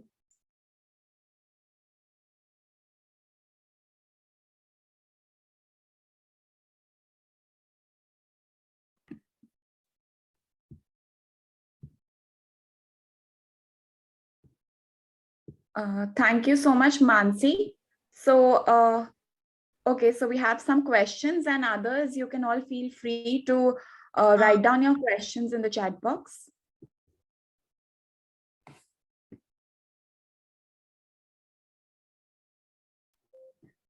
Hello, am I audible? Who's this? Yeah, this is Abhay, ma'am. Ma'am, as you talked about the bed in hospitals, we have seen in Munna Bhai MBBS. You have seen that movie. Yeah, that same scene happened there. And ma'am, other thing, as you talked about marriages and the means today's lecture, as you started that मैं तुम्हारे लायक नहीं हूँ. So ma'am, in the movie कोई मिल गया, when the heroine decided to marry with Rohit, then his father and his other lover said, you are means you are going to that guy who is mad or who is not able like us. So that criteria is means also we have seen in movies, and even in real lives when we see our relations, means ma'am, I'm also a visually impaired. So when we see our relation with the females or means opposite genders, we see that we have friendships, we have everything, but we never see that intimate relationships with the that means the able-bodied rarely saw us as a capable to live life whole life with him. What is your opinion on what I said? Is that Abhay? What, ma'am? What's your name? Is that Abhay? Yeah, Abhay. Yeah, Abhay. So you rightly pointed it out, Abhay, like all these, things get portrayed in the films also. When we talk about how film and society are interlinked and how they impact each other, तो जो आप films में देखते हैं वो society से ही कहीं ना कहीं से आ रहा है. From the, whatever scenario you see around you, वहीं कहीं से कोई फिल्म बनती है. वो कहीं आइसोलेशन में कभी भी कोई फिल्म नहीं बन रही है. बिकॉज ऑफ द फैक्ट कि इस तरीके की चीजें हमारे आसपास होती हैं, तो वो सब आपको फिल्मों में भी देखने को मिलेगा. Yes, ma'am. And ma'am, I also means when I was in ninth standard, I lost my eyes. So after that, what you have said earlier, I also faced those situations of pitying, sympathy, and all these things happened to me from that day till today. Means in 2009, I lost my vision, and so after that till today, these kind of conditions, these conditions were also faced by me. So that. I really appreciate you, ma'am. Thank you. आप भी कुछ लिखिए अभय फिर. Yes, ma'am. I'm doing We need a research. lot of personal voices. Yeah. So it's very important for you to write, and your experience from from being a person who had vision, और अभी आप blind हैं तो आपका क्या वो रही journey. It's very important to voice these concerns, क्योंकि देखिए जब भी हमारे पास कुछ लिटरेचर होगा पढ़ने के लिए, Yes, ma'am. तो ही Yes, कोई ma'am. पढ़ेगा और वहीं से कोई फिल्म बनेगी ना फिर. Yes, ma'am. Right now, I am a research scholar, and I'm doing research in disability studies, ma'am. So later time, I will write something. Definitely you should. और आप अपनी thesis में कहीं कुछ डालिए एपिलॉग में अपना personal account. It would make Yes, it ma'am. so I will rich. try. Yeah, I will try to add all these things. Yeah. Thank you, ma'am. Thank you so much, Abhay.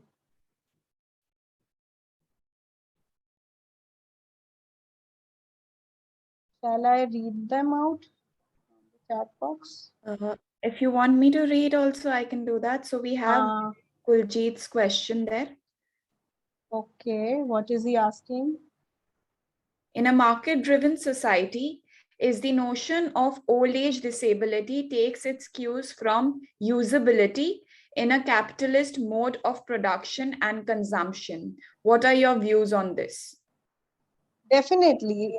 When we talk about people who are disabled, or when we talk about older people, it's all governed by economy. Who would become, an asset? Who would become a liability? So this is how, people, the bodies are also governed. कि वो system पे, and I'm talking in very crude terms, how medical professionals would also talk about it, कि वो burden बन रहा है, So this is how, bodies are treated in different setups. And the way the terminology also, like, the kind of jobs you would give to a person with disability, there's a preconceived notion about it कि अरे इनको vocational job दे दो.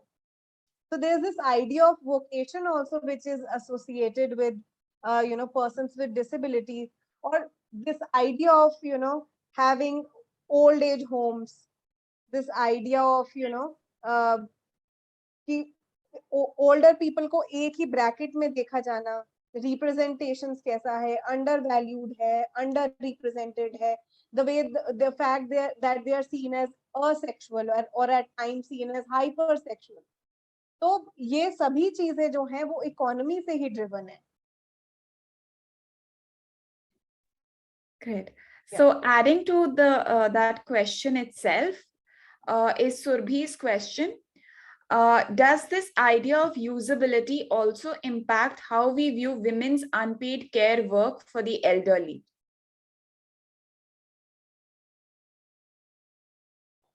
Women unpaid तो हर जगह ही है, like being a housewife, being a homemaker.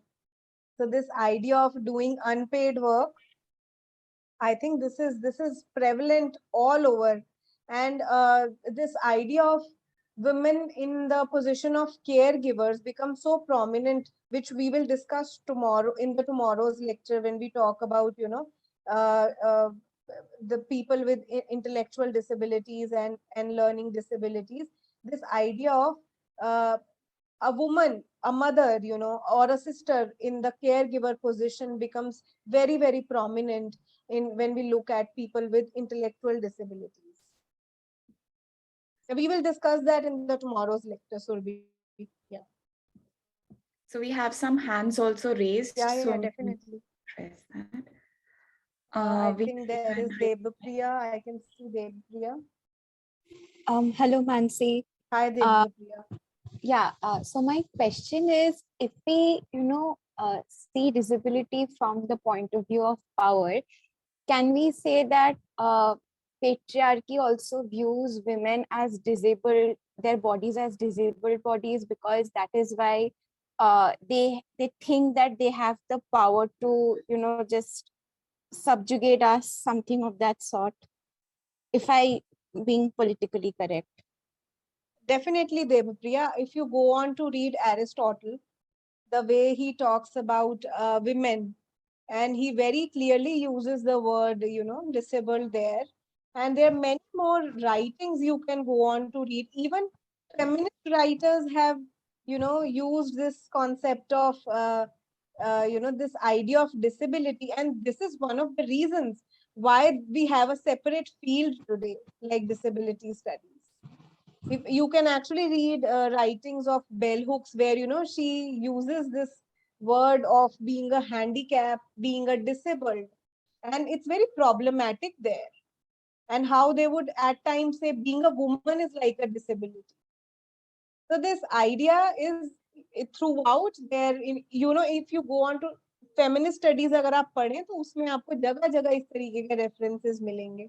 Starting from Aristotle से आप देख सकते हैं. Greek literature में भी आपको Aristotle अगर आप पढ़ेंगे तो आपको वहाँ पे भी दिख जाएगा.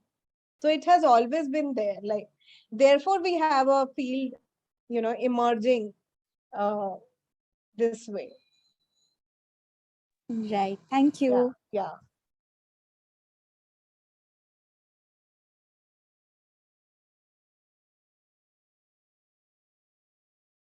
I think Ria is there. Yes, Ria and Kuljit both. Yeah, Ria. Yeah, hi. Hi, Ria. I just wanted to add a point where the session started, where you were discussing and asking us questions, like when you see a person on a wheelchair, what is your response? So, and for the past few days, we have also talked in extensively about narrative prosthesis, disability as a narrative prosthesis, and you also talked about how it helps to build a meta narrative. So I am hoping that I understood it correctly. Yeah, definitely. That is how I started with it, and this was what basically I meant. कि वो जो visual encounters है ना, they become very important on perceiving disability and understanding disability. You are right. Yes. So I don't have a question, but I wanted to also add to this that while you said that when we see somebody, we also say we feel this feeling of disturbance and discomfort. I also can recall this. See, when a child is trying to learn to cross a street, so parents and elders, they always teach us कि अच्छे से cross करो या अच्छे से चलो, नहीं तो कोई गाड़ी चला जाएगा और हाथ पैर टूट जाएंगे. Yeah, this is something which I just during you were like giving analysis of all these things, it just came to my mind that it is discomfort, but it is created in us. I mean, I would know if I'm a child, so I wouldn't know that if this happens, तो उसके consequences क्या है? And the consequences are not this that you will die. The consequences are that you will live a pathetic life, and who would be there to care for you? So I think that every time when we see a disabled body or a different body rather, then we also have this feeling that personally, I mean, it was, and I realized that it was not something which I have inherently, which has been given to me by the society, by parents, by family, that if something like this doesn't happen, like आपके चेहरे पे scarring है, तो nobody would like to marry you. अगर आपके आपके face पे cystic acne भी है तो it's making you बिल्कुल non-desirable. So this came to my mind and I wanted to definitely, share Riya. this. Thank you so much for sharing these experiences. Thank you. Kuljit. Yeah. Hi, Mansi. Hi, Kuljit. It's around what you had been sharing and discussing, and also it's a wonderful coincidence that Ria also put in, rather added on to the same discussion. When I look at market as a place which dictates our perceptions, rather not just dictate, it also creates that perception towards disability, and more so when we talk about old age disability. uh, do you also think the way we receive advertisements, we receive media impressions with regard to how we look and how we should look, that is also creating a kind of sense with regard to usability? And if yes, so my question with regard to capitalist mode comes from there, because we are not looking at this world as a family, which was our way of looking at this world. Now the sense of perception for the world is market, which has come in late 70s. Suddenly the entire world has become a market, and this transition from the family to market has also given us a perception from how we used to look at an individual, and in my case, let's say an old age disabled individual, to the market driven perception of how I should look at the old age you see disabled individual. So I see a very strong politics of capitalist mode of production and consumption playing through all of this. I mean, and Ria actually added to the same. I'm really thankful to what she just mentioned. Yeah. Yeah. I mean, it's not a question. It's Yeah, the kind I get of it. follow up of the question which I just asked. I think it's also a lot to do with when I look deeper into it, it's also to do with time, like and how time and economy are interrelated. Like when you look at how IT companies govern, in today's world, ki aaj, if it's a multinational company, so they would say aaj itna time ye kiya, so the company has earned this much. So this idea of time also is very different from it's very different for each one of, and how we would किसी को हो सकता है ज्यादा time लग रहा हो एक काम करने में, किसी को थोड़ा सा कम टाइम लग रहा हो काम करने में. So how the economy is also governed around how you would look at time in that way. I might take 3 hours to create a presentation. Someone might take just 1 hour to do that. तो वो भी इतना ज्यादा govern करता है कि how do you actually look at it, कि ये मोड्स कैसे डिसाइड होते हैं कि कौन कितना एबल्ड है, कौन कितना डिसेबल्ड है. ये सब बहुत ज्यादा कैटेगरीज हैं और बहुत सारे मतलब I think there are lot of parameters the way it gets decided who is abled and who is disabled. And I feel time is one of the parameters how we would decide this. Right? Okay. So we have Ananya. Thank you. Yeah. Thank you, Kuldeep. Hi Mansi, I'll keep it very short.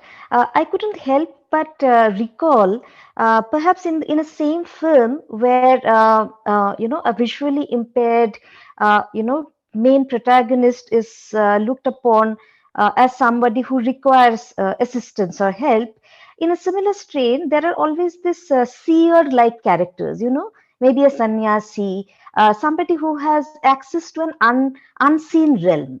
So, especially during the 1970s, many Hindi films will have those sannyasis or those Sufi kind of characters that where perhaps the hero or the heroine would go to, and it's like, what do you see, Baba? And he or she will give a strange kind of a guidance. So I couldn't help but notice that we have a strange kind of a mix and perhaps even very divergent understanding of disability in our culture. Definitely. And I think this is something very crucial to why we talk about, we need to look at the South Asian disability studies.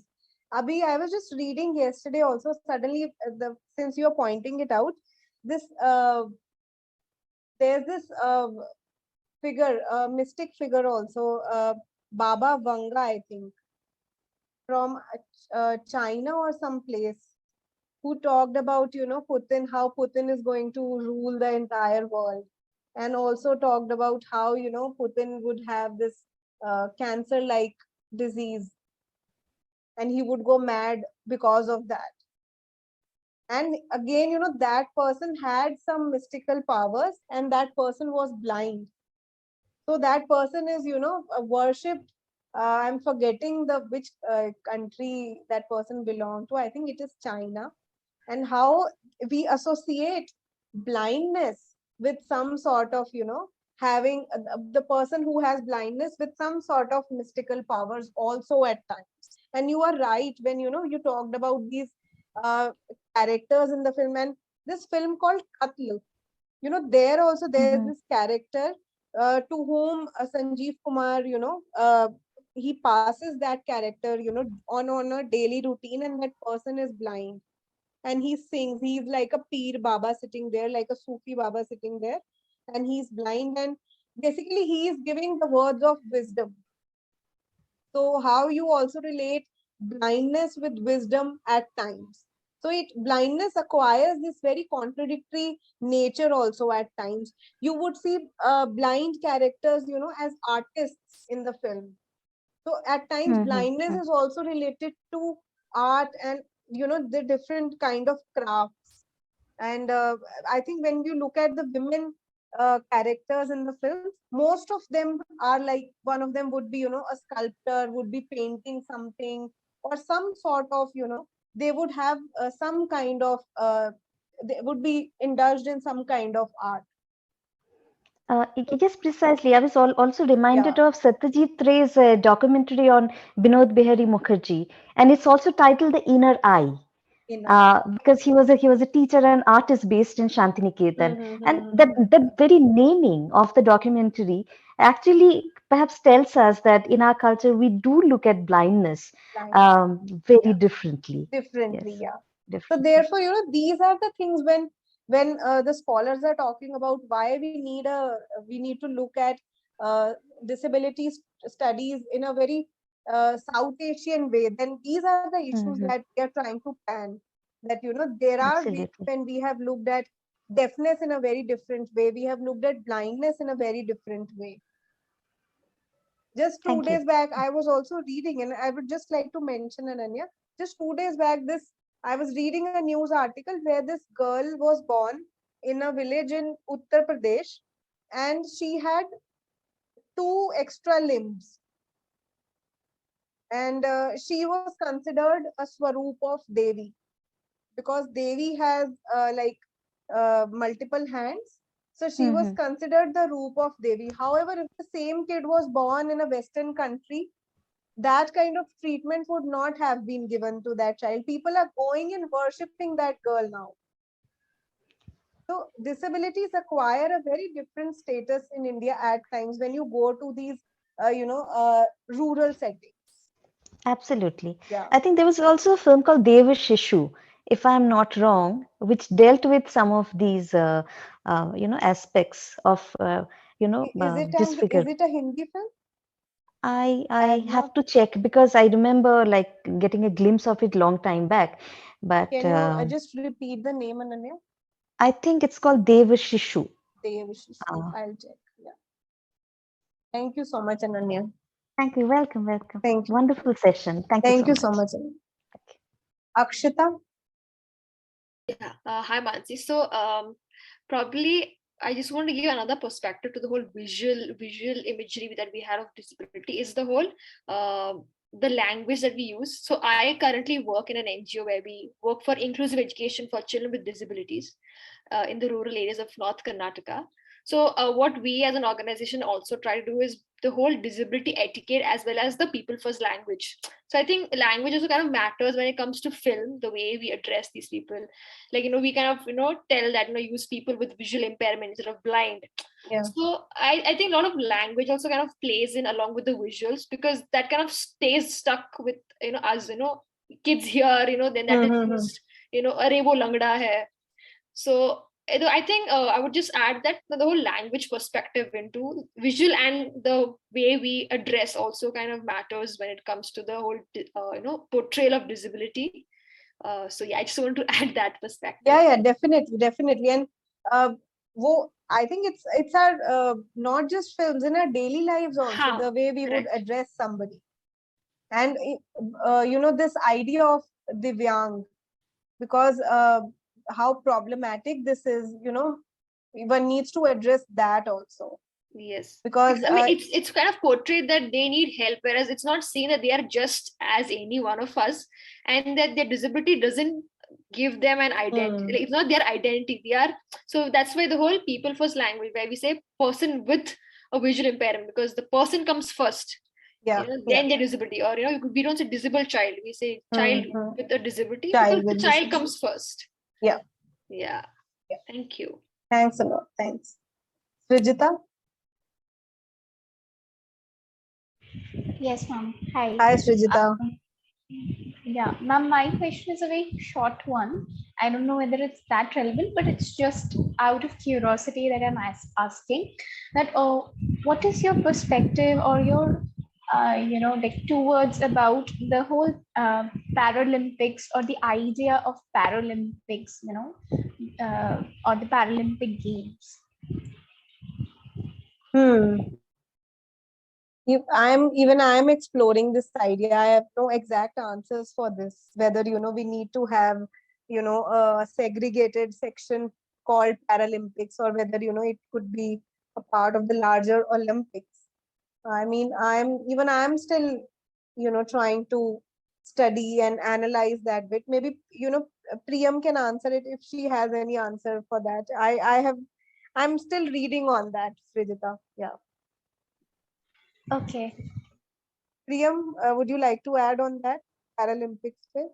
I think for me also, it's just a very exploratory phase at this point, because on one hand, it seems like it again adds to the segregation and exclusion. So let's see, Srijita, we are still learning, we are still exploring this these different spaces, like this idea of special schools. So again, this idea of special schools, whether we need these kind of special segregated spaces or not, and whether one can have an inclusive school education. So these are areas which will take some time to get, one needs to get answers to these questions. We are still trying to figure out. I think I could help on that note. So when I say inclusive education, what we do is we help these kids. So we eventually mainstream these kids into our regular government schools. So we've been able to mainstream over 60,000 children with disabilities in government schools through our NGO.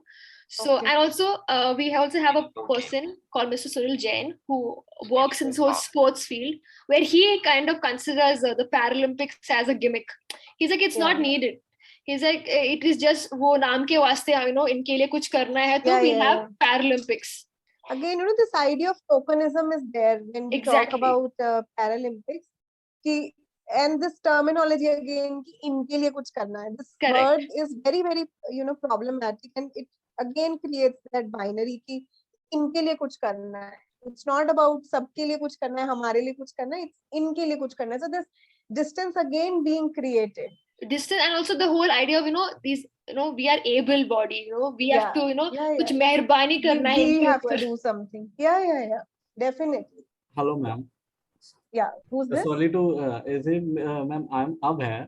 And Abhay, yes. yeah, ma'am, I want to share one incident because I am also a judo player and I have played international and national tournaments. So when I was in special school, I got a coach who trained us judo, and we get some few facilities, not all. But ma'am, when I came to university and I asked for coach or for facilities, they said अभी तो यहाँ पे normal लोगों के लिए भी नहीं है, आपके लिए कैसे हम कर पाएंगे. So that kind of thinking was also prevailed in larger context, if we say that. So that's why I shared this incident with you, with all of us. So because these kind of privileged attitude was ingrained in the larger perspective, ma'am. So yeah, that's why Paralympics is different, because when I play judo, there is a difference between non-disabled playing and our playing, because we have few tricks that it is only ingrained in para judo, but yeah, but in normal judo they played in a different way. So we have to also think about these things also, ma'am. Right. तो आप ये सब लिखिए अबे. It is very important. Yeah, ma'am. I will try. Yeah. Ji. Thank you so much, Abhay, for sharing all. Okay. Thank you, ma'am. And yes, because I knew that this was a conflicted idea, this whole Paralympics, that's why I was asking about your opinion. Thank you. We are still exploring, Srijita. There are no exact answers, Abhi. Yeah. Okay. Thank you, ma'am. Thank you, Priya. Thank you. So we've actually exceeded the time a little. Yeah. And we still have some questions, but some of these questions, like, can you please recommend some literature on disability abuse in cinema? Some of the questions can be taken forward in the next few sessions as well, because literature is something that we are constantly discussing. And we have discussed, we have actually given a lot of readings also, if one can actually refer to those. Yes, so the readings in the Google Drive would enable you to also understand a lot of these answers and concepts that may need a little more clarity or discussion. So thank you so much, Mansi. Thank you so much, Priyam. And thank you everyone for attending and participating. So we'll see you in tomorrow's session again. Yeah. Thank you so much, everyone, for joining in. Let us all join again at 6 p.m. tomorrow. Yes. Thank you. See you. Thank you, Anu. Thank you, Dev.